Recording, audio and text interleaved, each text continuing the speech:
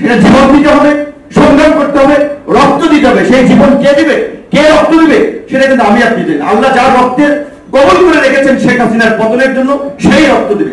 আল্লাহ যার জীবনকে কবুল করে নিয়েছেন শেখ হাসিনার পতনের জন্য, দেশের মানুষের মুক্তির জন্য, সেই জীবন দিবে। এবং সেই জীবন এবং রক্ত দেওয়ার জন্য যদি আমার মতো অভাগাকে আল্লাহ কবুল করে রাখে, আমি সৌভাগ্যে থাকবো। এখন সরকার একটা চরম নাজুক অবস্থায় আছে, সবসময় এই ধরনের অবস্থা তৈরি হয় না, কিন্তু দুঃখজনক যে আমরা বিরোধীরা কোন পরিস্থিতিকে, কোন সিচুয়েশনকে কাজে লাগাতে পারছি না। আওয়ামী লীগ স্পষ্টতই একটা দেশ বিরোধী শক্তিতে তারা পরিণত হয়েছে।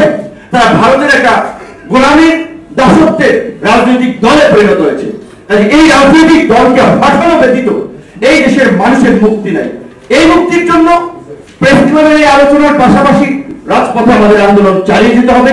এখন ওবায়দুল কাদেররা প্রেস কনফারেন্স করে বলছে এই আন্দোলনে বিএনপি ভর করছে, বিরোধীরা ভর করছে, তারা সরকার পতনের জন্য রাস্তা তৈরি করছে।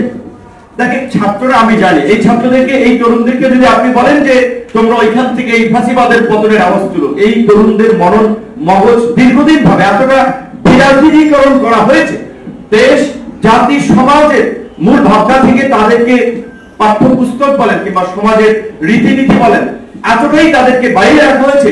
এদের মনন মগজে ভোট, নির্বাচন, গণতন্ত্র এই বিষয়টা অতটা কাজ করবে না। তারা এই কোটা দাবি তুলেছে, সরকার মেনে নিলে সরে যাবে। সরকার একটা মানে এত শক্তিশালী হয়েছে, আপনি একটা বলেন আর একটা দেশে ইগনোর করছে, আর আমরা তাকে বাধ্য করতে পারছি না জনগণের দাবিতে রেসপন্স করাতে। যে কারণেই সে আপনার ওই কোটা সংস্কার আন্দোলনের মতো, দেখেন 18 সালে আমরা আন্দোলন করেছিলাম, সেই সময় বিস্তর আলাপ আলোচনা হয়েছে, দফায় দফায় সরকারের উচ্চ পর্যায়ের প্রতিনিধিদের সাথে আলোচনা হয়েছিল।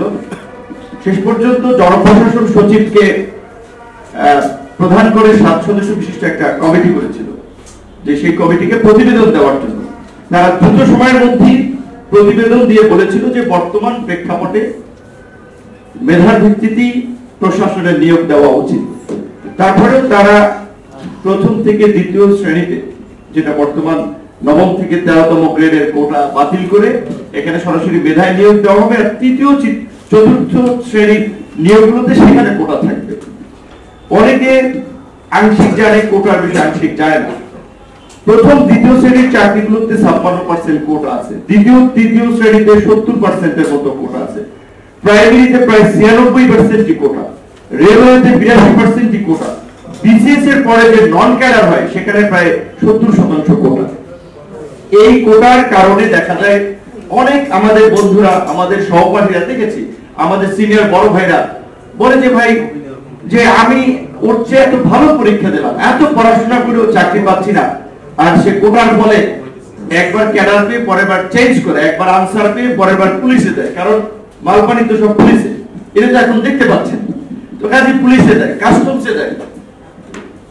সেই ছাত্রদের যৌক্তিকতার ভিত্তিতে আন্দোলন হয়েছে, প্রশাসনের পর্যালোচনা হয়েছে, সরকার মেনে নিয়েছে। এমনকি সেটি 18 সাল ছিল, আপনারা জানেন আমাদের ছাত্রদের 18 সদস্যের একটা প্রতিনিধি দলের সাথে সচিবালয়ে মিটিং করেছিল ওবায়দুল কাদের সহ সরকারের সেই সময় উচ্চ পদস্থ আইন শৃঙ্খলা বাহিনী থেকে কর্মকর্তা কর্মচারীরা। আপনার এমনি প্রেসের উপস্থিতিতে মিটিং শেষে সবাইকে বের করে দিয়ে শেষে একটা কথা বলছিল যে দেখেন, আপনারা আন্দোলন করছেন যৌক্তিক, কিন্তু এটা সরকারের বিদায়ী বছর, আমরা এই আন্দোলনকে সরকার বিরোধী আন্দোলন, সরকার পতনের আন্দোলন হিসেবে চিহ্নিত করছি।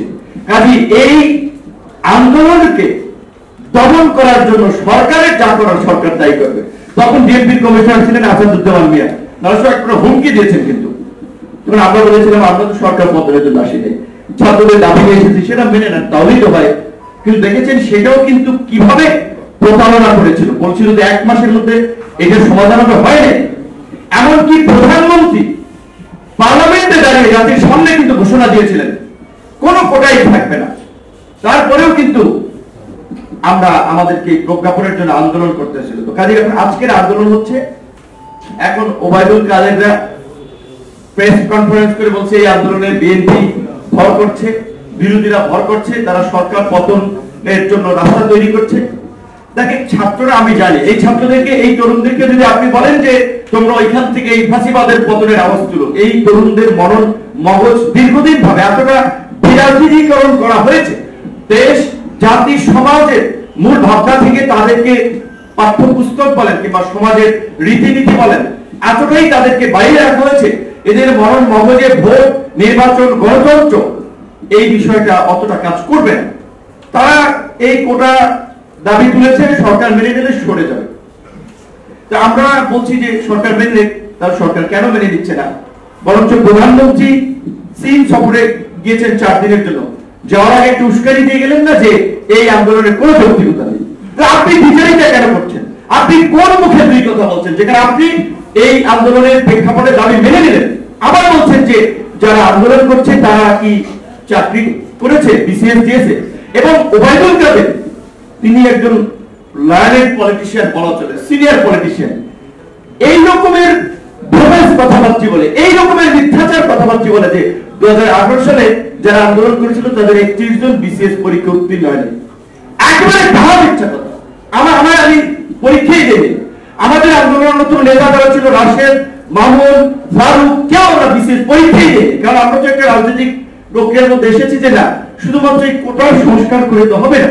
এই যে আমাদের ছাত্র বন্ধুরা আন্দোলন করছে, তাদের উদ্দেশ্যে আমি বলবো যে আন্দোলনের মধ্যেই দেখেন কোটা নিয়ে আমরা আন্দোলন করছি। কোটা সংস্কার হয়তো কিছু চাকরির জন্য পদ খুলবে, বা এই 30টা পিএসসির আন্ডারের পরীক্ষার প্রশ্নপত্র ফাঁস হয়েছে, সেটার জন্য এখন পিএসসি ড্রাইভার আরো বেশ কয়েকজন কর্মকর্তা গ্রেপ্তার হয়েছে। তো কোটাও যদি যায় এইভাবে, যদি প্রশ্ন ফাঁস হতেই থাকে, তাহলে মেধাবীরা চাকরি পাবে, তাদের মূল্যায়নটা কোথায়? সরকারি চাকরিতে 20 লক্ষ পদ আছে, 4.5 লক্ষ পদ খালি আছে। এই 4.5 লক্ষতে 1 মাসের মধ্যে নিয়োগ দিলে আপনারা 4.5 লক্ষ চাকরি পাবে। এই যে আমাদের দেশে বর্তমানে প্রায় 42 লক্ষ উচ্চশিক্ষিত তরুণ, সবার কি কর্মসংস্থান হবে? তো আমি আমার তরুণ বন্ধুদেরকে এটাই বলবো, আমরা সে সময় বুঝি নাই, আমাদের গাইডলাইন দিতে পারে নাই, আমাদের পরামর্শ দিতে পারে নাই, আমরা আপনাদেরকে পরামর্শ দিচ্ছি, আমরা আপনাদের পাশে আছি, এবং আমার দৃঢ় বিশ্বাস সমস্ত জাতীয় নেতৃবৃন্দ আপনাদের পাশে আছে। কারণ এই আন্দোলন শুধু ছাত্রদের আন্দোলন না, ছাত্রদের বাবা মায়ের আন্দোলন, ছাত্রদের ভাই বোনের আন্দোলন, ছাত্রদের অভিভাবকদের আন্দোলন, সবাই আপনাদের পাশে আছে। শুধু কোটা না, এই উচ্চশিক্ষিত তরুণদের বেকারত্ব নিরসনের নতুন কর্মসংস্থান, একটা স্বচ্ছ নিয়োগ ব্যবস্থার জন্য, এই ফ্যাসিস্ট শক্তির উৎখাতের জন্য আপনাদেরকে চিন্তা করতে হবে, কথা বলতে হবে। এই ফ্যাসিস্ট শক্তির পরিবর্তন না হওয়া পর্যন্ত সাময়িক কোটা বাতিল করলেও খুব বেশি এই বৃহত্তর তরুণ জনগোষ্ঠীর লাভ হবে না। এটি আজকের প্রাসঙ্গিক বিষয় ছিল, এই কারণে একটু কথা বলা। আমি চুক্তি নিয়ে অনেক বক্তব্য দিয়েছি, আজকে যে বিষয়টি বলতে চাই যে এই সরকারকে বসিয়েছে ভারত, তারা ভারতের পাঁচা যাবার গোলাম বলেন, যাই বলেন, সামগ্রিকভাবে এখন আমরা বলতে পারি তারা সিকিমের লেনদুক দর্জির ভূমিকায়, শেখ হাসিনা স্পষ্টতই লেনদুক দর্জির ভূমিকা অবতীর্ণ হয়েছেন, যে কারণে হাসান মাহমুদ বলতে পারেন যে ভারতের অনুমতি নিয়েই আপনার প্রধানমন্ত্রী চীন সফরে যাচ্ছেন। একটা স্বাধীন সার্বভৌম রাষ্ট্রের প্রধানমন্ত্রী আরেকটি রাষ্ট্র সফরে যাবে, সেটাও নাকি ভারতের অনুমতি নিয়ে যেতে হয়। প্রিন্সভাই যেটা বলেছিলেন স্পষ্ট, ভারতের নিউজ 18, তারপরে জিমান, আরো কি কি ধরনের নিউজ, যখন প্রধানমন্ত্রী আপনার মোদীর শপথ অনুষ্ঠানে গিয়েছিলেন, সেখানে বাংলাদেশের মুখ্যমন্ত্রী হিসেবে অ্যাড্রেস করেছেন, বাংলাদেশের পররাষ্ট্র মন্ত্রণালয় থেকে একটা প্রতিবাদ করেছে, তারা তো সেইটাই চাচ্ছে যে বাংলাদেশের তাদেরকে মুখ্যমন্ত্রী হিসেবে ট্রিট করুন। এবং এই চুক্তির বিষয়ে শুধুমাত্র মানে আওয়ামী লীগ ভারতের উদ্দেশ্য সার্ভ করার জন্য করছে, কিংবা কতিপয় ব্যক্তিরা ভারতের আশীর্বাদ দিয়ে এমপি মন্ত্রী হওয়ার জন্য করছে, এটা না। প্রধানমন্ত্রী ভালো করেই জানেন তার বাবা ভারতের সিদ্ধান্তের বাইরে গিয়েছেন বলেই তাকে জীবন দিতে হয়েছে। শহীদ প্রেসিডেন্ট জিয়াউর রহমান ভারতের অ্যালার্জি হয়েছিলেন বিধায় করে জিয়াউর রহমানকে জীবন দিতে হয়েছে। কাজী শেখ হাসিনা যদি বাংলাদেশের জনগণের চাওয়া পাওয়াকে কেন্দ্র করে যদি ভারতের আগ্রাসন আধিপত্যবাদের বিরুদ্ধে অবস্থান নেন, কিংবা জনগণের কথা শুনেন, ভারত তাকে আস্ত রাখবে। তাই তার জীবনের নিরাপত্তা এবং ক্ষমতা কে তিনি একাকার করে ফেলেছেন, যার ফলে তার ক্ষমতার সেফগার্ডের জন্য এখন তার ভারতকে প্রয়োজন আছে, এবং ভারত তাকে ব্যবহার করে রেল লাইন দিয়ে দেন। আর কি হবে? কি না দিচ্ছে আপনি বলেন, যে কি না দিচ্ছে? আজকে এই আপনার দেশ স্বাধীনের পরপরই 72 সালে তো রাশেদ প্রধান বলেছে যে বঙ্গবন্ধুর সাথে 11টি সমঝোতা চুক্তি করেছে। সেই চুক্তিকেই ভাসানী সহ সেই সময় নেতৃবৃন্দ গোলামের চুক্তি হিসেবে আখ্যায়িত করেছিলেন। এবং সবচেয়ে সেই সময় আরেকটি উল্লেখযোগ্য ঘটনা ছিল যে ফারাক্কা লং মার্চের বা ফারাক্কার উপরে বাদ দেয়া 51 সালে ভারত চিন্তা করেছে, 61 সালে পাকিস্তানের বিধিনিষেধের কারণে প্রতিবাদের কারণে দিতে পারেনি, 61 সালে প্রক্রিয়া শুরু করেছে। দেশ স্বাধীনের পরে ধাম করে তারা আপনার কাজ শেষ করতে লাগলো এবং 74 সালে ইন্দিরা মুজিব বৈঠকে তারা বঙ্গবন্ধু বা শেখ মুজিবুর রহমান যাই বলেন তাকে সেই সময় রাষ্ট্রপ্রধান তাকে বলেছিল যে এটা ভারতের এই কলকাতা বন্দর এবং বাংলাদেশের জন্য পানির ব্যালেন্স করার জন্য আমরা এটা করছি, আমরা পরীক্ষামূলকভাবে কিছুদিন চালাই। 41 দিন চালানোর জন্য সম্মত হয়েছিল দুই সরকার প্রধান। 21 এপ্রিল থেকে 31 মে সেই 41 দিনের সেই ফারাক্কা আজ পর্যন্ত কোন সমাধান হয়েছে? বাংলাদেশের যে আপনার 54টি নদীর যে উৎসস্থল ভারত একতরফা উজান এবং ভাটি দুই দিকে বাদ দিয়ে বাংলাদেশের পদ্মা থেকে শুরু করে আপনার বাংলাদেশকে একটা মরুভূমির দিকে নিয়ে যাচ্ছে। সেখানে কোনো আমরা কিছু করতে পারছি? এখন আমাদের যেটুকু করার আছে, আওয়ামী লীগ স্পষ্টত একটা দেশ বিরোধী শক্তিতে তারা পরিণত হয়েছে, তারা ভারতের একটা গোলামী দাসত্বের রাজনৈতিক দলে পরিণত হয়েছে। এই রাজনৈতিক দলকে হটানো ব্যতীত এই দেশের মানুষের মুক্তি নাই। এই মুক্তির জন্য প্রেস ক্লাবের এই আলোচনার পাশাপাশি রাজপথে আমাদের আন্দোলন চালিয়ে যেতে হবে, সেটা জীবন দিতে হবে, সংগ্রাম করতে হবে, রক্ত দিতে হবে। সেই জীবন কে দিবে, কে রক্ত দিবে সেটা কিন্তু আমি আপনি জানি। আল্লাহ যার রক্তের কবল করে রেখেছেন শেখ হাসিনার পতনের জন্য সেই রক্ত দিবে। আল্লাহ যার জীবনকে কবল করে নিয়েছেন শেখ হাসিনার পতনের জন্য, দেশের মানুষের মুক্তির জন্য, সেই জীবন দিবে। এবং সেই জীবন এবং রক্ত দেওয়ার জন্য যদি আমার মতো অভাগাকে আল্লাহ কবুল করে রাখে আমি সর্বাগ্রে থাকবো। আমি আপনাদেরকেও সেই আহ্বান রেখে আজকে জাতীয় নেতৃবৃন্দকে জাতীয় নির্বাচনের পর জনগণের যে প্রত্যাশা ছিল, জনগণ 80% মানুষ 90-95 লাখ মানুষ ভোট দেয় নাই, তাদের যে ক্ষোভ, তাদের যে জ্বালা, তাদের বহিঃপ্রকাশ তারা রাজপথে করতে চায়। তাই জাতীয় নেতৃবৃন্দকে সমন্বয় করে আন্দোলনের ডাক দিতে হবে।